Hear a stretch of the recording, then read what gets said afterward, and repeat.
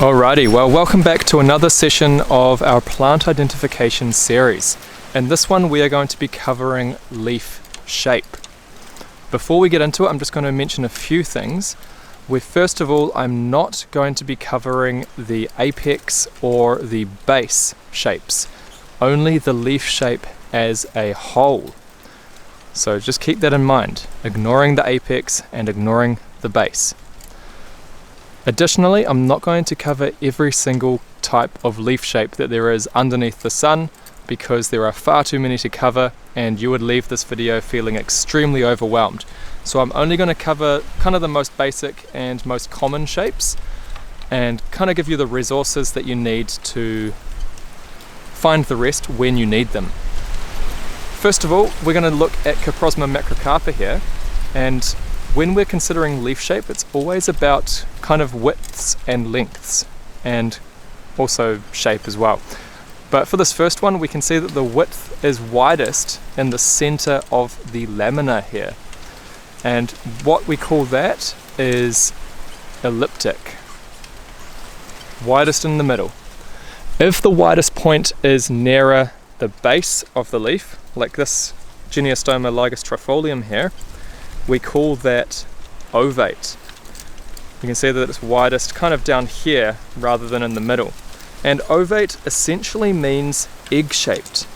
And you're probably thinking, hold on a second, Jordan, that doesn't look like an egg, because you're probably noticing the long point up here. But remember what I mentioned at the start, we are not considering the apex shape, only the overall shape. So if I hid the apex under my fingers, now it looks like an egg. So that's what we call an ovate egg shape.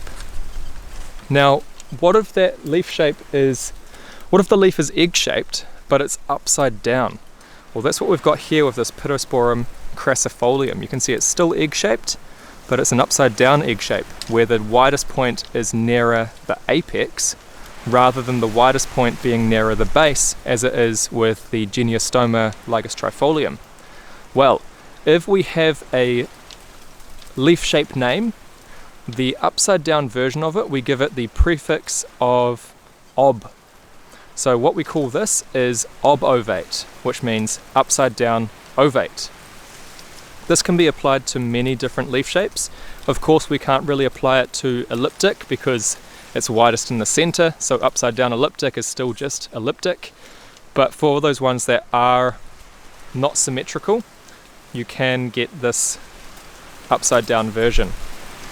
Another common shape we have up here is mahoe, Meliscitis ramiflorus, and you can see that the sides of this leaf kind of run parallel to each other.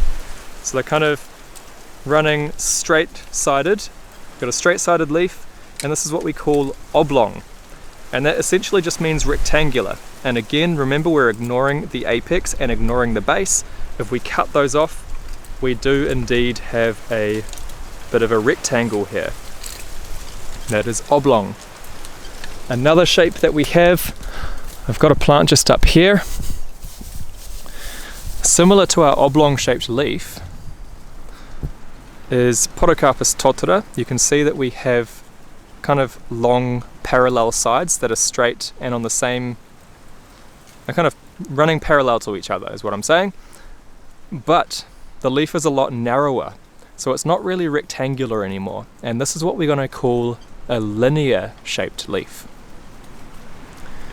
And finally, over here, this is Piper excelsum, or kawakawa, and you can see that it's a very distinct heart shape. And a heart-shaped leaf is what we call cordate. And specifically, it's cordate when the petiole attaches into the cleft of the heart up here. If the petiole attached on this side, and it was an upside-down heart, you may remember the prefix that I mentioned before. This would be an obcordate leaf. So this one here is cordate with the petiole here. If the petiole was on this side, it would be obcordate. That is essentially all there is to that. That's a bit of a kind of a crash course into this. Yeah, pretty straightforward. There are obviously a ton more different leaf shapes. For example, even sometimes you may get a narrower, on our Kato here, this one's not really in the middle. That's not really egg-shaped anymore. It's getting quite narrow and kind of sharp cornered to it. This is what we call ob-lanceolate, which is an upside down lanceolate, which is essentially kind of a spearhead shape. So yeah, there's tons of different shapes out there.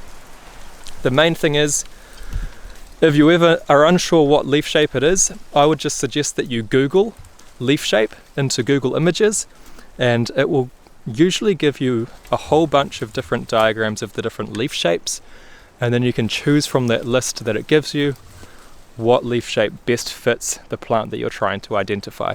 Anyways, that is all that there is for today's session. I tried to kind of smash it out in a single video rather than kind of recording individual little segments, so I hope that was okay, and yeah, I'll see you in the next one.